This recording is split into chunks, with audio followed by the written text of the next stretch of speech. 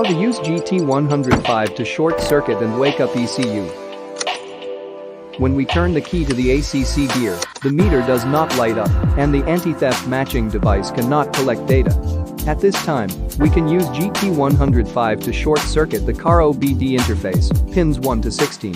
Before connecting, we first press the V1 to 16 button on the GT105. Then insert GT105 and start OBD interface and turn the key to the ACC. At this time, we can see that the meter is lit, and finally we can start to connect the key programming device and start the key matching operation.